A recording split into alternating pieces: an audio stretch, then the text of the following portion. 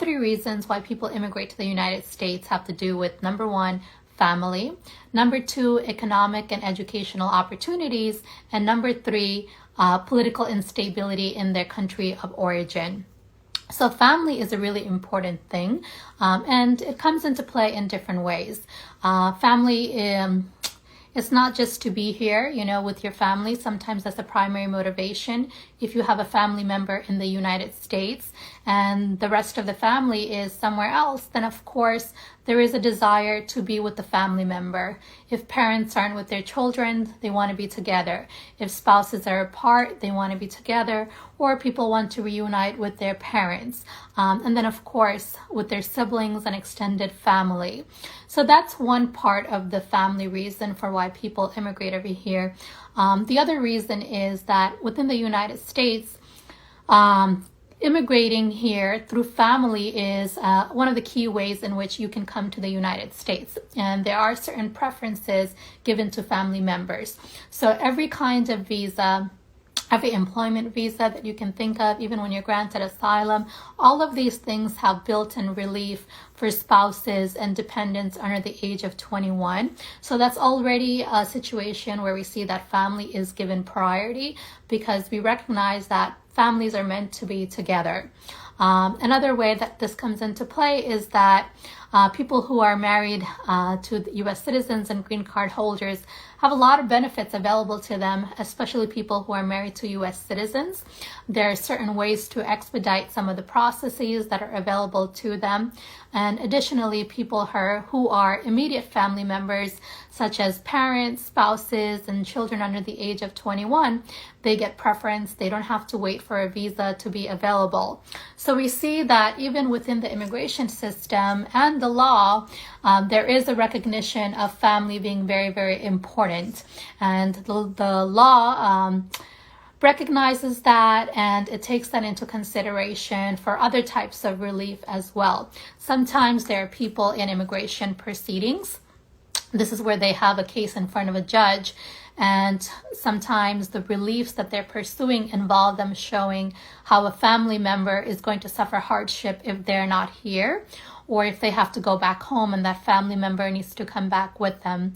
So this is just another example of the various ways that family is not just an important reason for people to immigrate to the United States, but it's also something that the United States recognizes, immigration law recognizes, and there are preferences given to family members over other people, and especially to immediate relatives. The other reason that people immigrate over here is economic and educational opportunities.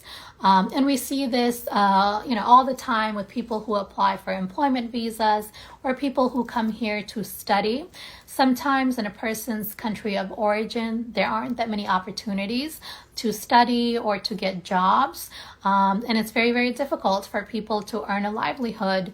And if they don't have many job opportunities available, especially for young people, then the United States is a very attractive option for them. And so that's why they come to the United States. We see a lot of students coming over here, not just to get an education, but after they get their education, they stay here and they decide to get jobs over here because there are opportunities available here that there will not be in their home country. And additionally, this ties back to family as well, because sometimes families invest and they send their children over or their loved ones over to the United States to study here and to work here, because if that family member didn't come here, work and study, they won't be able to get a job where they can then earn an income and resources to send back home to their family in their home country that is depending on them. So we see here that it's not just isolated factors, but things are kind of put together. And then, of course, there are people who are thriving in their home countries, but there is a limitation to how far they can go in their careers. So they come to the United States to pursue their dreams because, that's just as important. If you want to achieve something and you have a big dream of becoming an architect, a singer, a doctor, then the United States is a great place for these opportunities. Something that's very attractive to people is that If you come to the United States, there are training programs available. There are certain scholarships for people once they have legal status. And these are things that someone might not have back in their home country. There are educational opportunities here that are available to everybody who has merit, and funding resources that won't be similarly accessible in other countries outside of the United States. So there are people who have immigrated to the United States who have been able to pursue certain careers that they otherwise may not have been able to. And I myself am a perfect example of that. Coming to the United States, because my parents came here and we were raised over here, this has allowed me to pursue a career in law, to pursue a law degree, and now to be able to be an immigration attorney. I don't know if I had stayed in my home country, which is Bangladesh, if I would have had similar opportunities, even just as a woman, if I would have been able to practice law in the same way that I'm able to practice over here, and all the resources that I had access to growing up over here. So I can firsthand attest to the educational opportunities and the economic opportunities that are here in the United States, which draws people here. The third reason that people leave their home countries and immigrate to the United States is political instability. So there are countries around the world, Yemen, Venezuela, currently Ukraine, Afghanistan, like China, everywhere, where there's a lot of instability. And what do we mean by instability? I mean, there are situations with the government, there are situations where there's warfare, political instability. The government has, all of these conflicts in place, or it's very, very dangerous, and it's not easy for people to live in these countries. Their actual, not just their livelihood, but their actual physical lives are in danger. So these are some countries where it's because of political instability that people leave and flee those countries and come to the United States to seek refuge. And right now, two of the key examples are Ukraine, Afghanistan, especially Ukraine. Right now, people are coming over here. And that's not to say those are the only two countries. There are countries all over the world with political instability, and the United States has recognized that. And they have actually come up with a particular type of protection for people from these countries called TPS, and it's temporary protected status. And some of the countries where that is an option available for citizens of that country are, well, I mentioned Afghanistan, Burma, El Salvador, Haiti, Honduras, just to list a few more: Nepal, Nicaragua, Somalia, Sudan, South Sudan, Syria, Venezuela, Yemen, and of course Ukraine again. So these are all the countries that have received temporary protected status. And it means that the United States recognizes there is something terrible going on in their country. There is upheaval, there is instability. People don't know, what the form of government is. There's chaos. There isn't a sense of order, a sense of safety. So as a result of that, people who are from these countries can stay here in the United States until it is safe for them to go back. And then, of course, there is asylum. So this is more long-term. Sometimes people are not safe in their home countries because of some political opinions that they have that puts them in opposition to the government, or that makes them a target of violence by an opposition party or the police or something like that. So that's another reason why people come to the United States and they seek asylum, because it'll be dangerous for them to go back to their home country.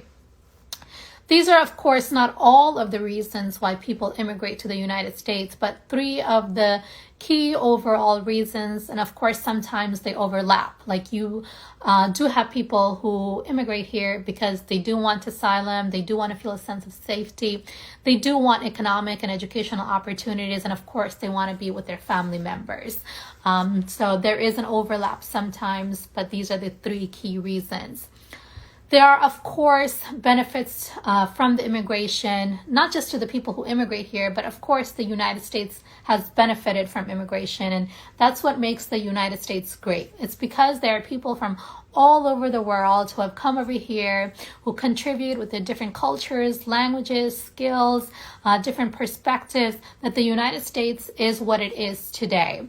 And the United States has really benefited from that, from the diversity of people, of cultures.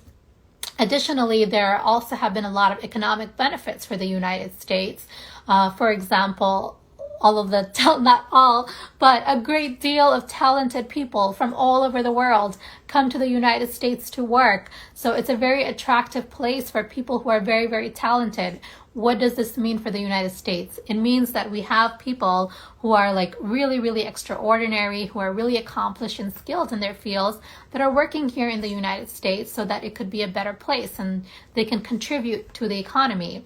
And the United States really benefits from that, because sometimes we see what is called the brain drain, where countries that have top students or really talented athletes that don't stay in the country, and instead they leave and come to places like the United States. And so that is a loss for the home country, but that's really a benefit for the United States. People who immigrate here, they get educated here, they work here. Who benefits from all of that? It's the United States that benefits from that.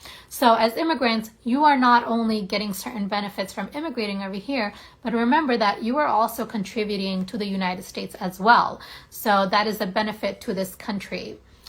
Additionally, there are a lot of immigrants who are investing into the United States through investment visas. So this means that they are creating enterprises, businesses, key things that we may not otherwise have. And that's great, because it means in the long term, the economy will be viable. It means jobs will be created. It means that more people will be interested in coming over here. And it keeps the fabric, of the country just like running. And also it makes us more of a participant in the global community. When people come here from different backgrounds, they want to maintain ties with people from other backgrounds. So it means that it creates an incentive to connect with the rest of the world, and it really makes us a global community, which is really, really important. So let's talk about some other great things about people immigrating to the United States and some benefits that they can have. When you come to the United States, in some countries, it's easier to get permanent residency than in other countries. And the United States is one where it's kind of in between. Depending on your background, sometimes it can be harder to get a visa here and get green card. But generally, there are a lot of different ways in which you can get a green card, a temporary work visa, or you can immigrate here through a family member. And the nice thing is that when you do get a green card, after 5 years of having the green card, you can become a U.S. citizen. There are some countries where even after certain years of residency, you still cannot become a resident. So this is a benefit of immigrating to the United States. Additionally, if your child is born in the United States, they will be a U.S. citizen. And you do have a higher standard of living in the United States than you may have in your home country. And education, there are a lot of free public education over here, public schools that are excellent schools, which in your home country you may not have the same kind of access to. It might be private schools that you cannot afford.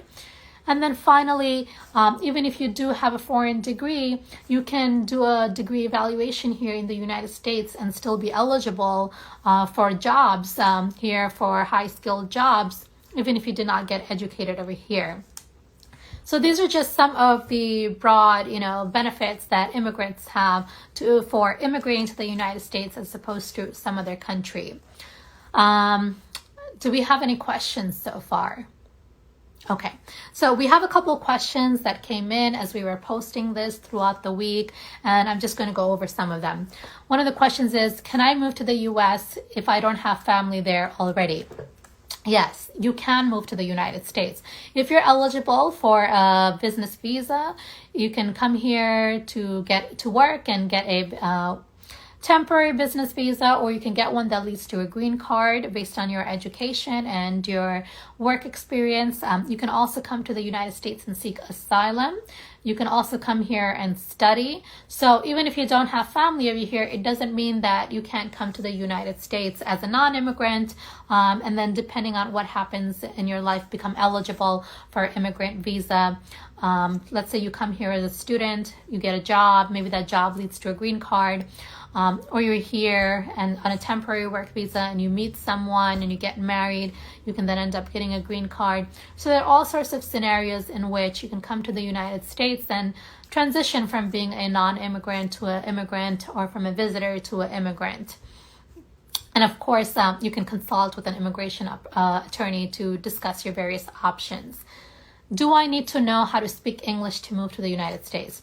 You don't need to know how to speak English, but of course it does help if you can learn the language, as it will just open up more opportunities for you and more resources. What documents are most important to move to the United States? If you're coming to the United States, you want to bring all of your identification documents. Of course, you need your passport to come in.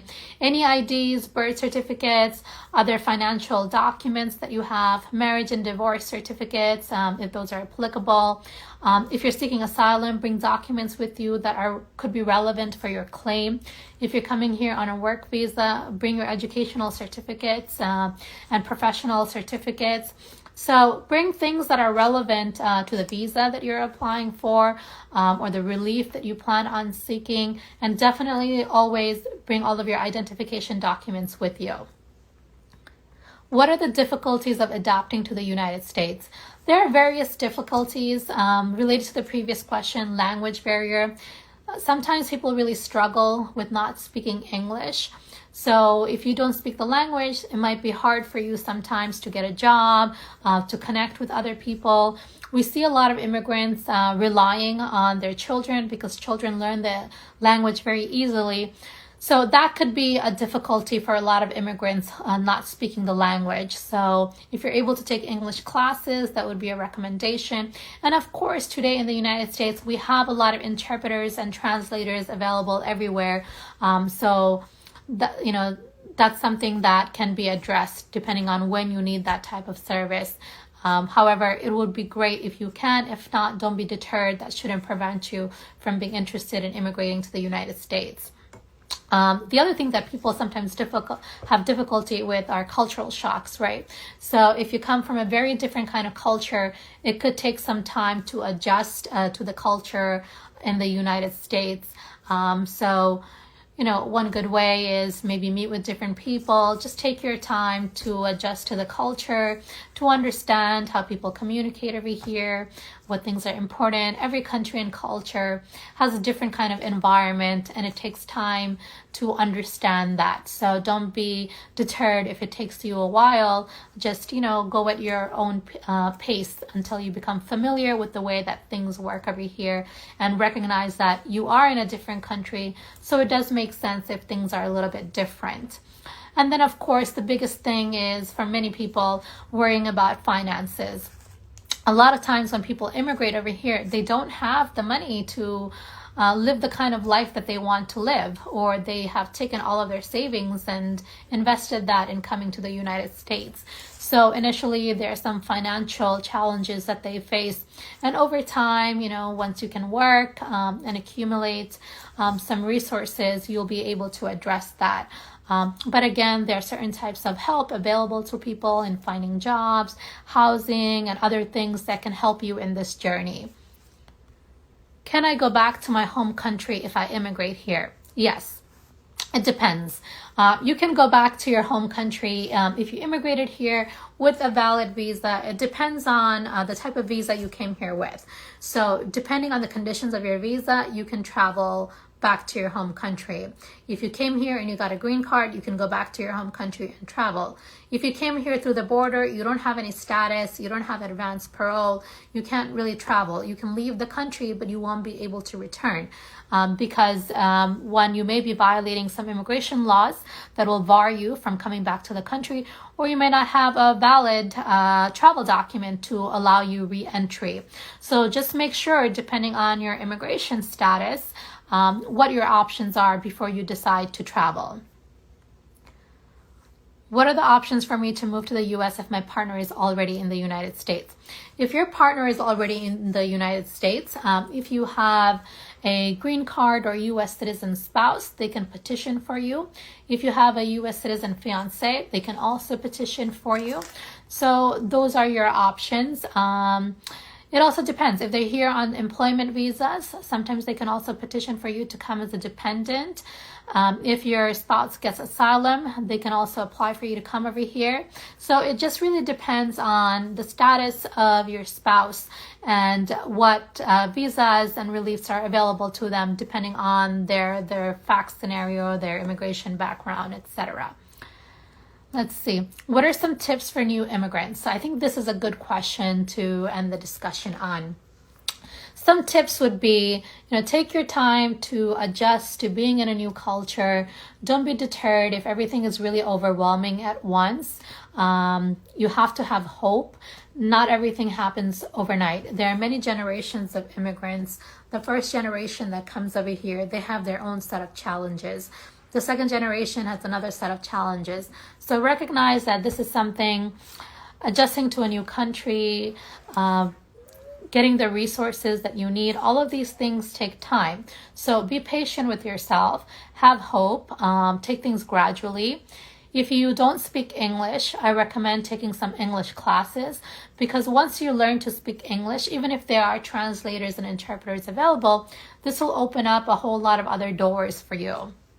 Additionally, make friends, get to know other people over here, because people who are here or who came here before you will be able to help you get resources. They'll connect you to people that you need to know. They'll guide you with the different things that are important for you to figure out. And then, of course, job opportunities are really, really important. So start off by getting a job. It doesn't have to be your dream job, but you need a place where you can start. So use your first job as an opportunity to learn, to practice your English, to hone your skills, and also to meet people. And then gradually over time, you can get yourself a better job, with better salary and more resources, and then gradually adjust to the kind of lifestyle and job that you want. So these are just some minor tips. And of course, every immigrant has their own journey. Everybody goes through their own challenges. But sometimes, you have to go through the challenges to reap the benefits and the rewards. And if people didn't immigrate to the United States wouldn't be what it is. So with that said, if there are no more questions, I'm going to end the discussion on this positive note, that immigration is what makes the United States great. It is because people from all different backgrounds, races, religions, cultures, nationalities that come over here, that the United States is able to be what it is. And if you're an immigrant, you are contributing to this country. And I hope that you are able to achieve the dreams that you have in this country, that you are reunited with your family, and that you are able to feel safe here if you left your country due to political instability. I'd like to end over here on just letting you know that we have a newsletter that we send out every month about different types of immigration visas, important information. If you would like to sign up for that newsletter, you can go to our website at www.kaliqlaw.com. It's also on our Instagram profile. So if you haven't written that down, you can go over there. And we do have a series of blog posts and podcasts about different visas. So if you need to learn more about a certain kind of visa, you can check out those blog posts, and you can always send us your recommendations for future topics you'd like me to address.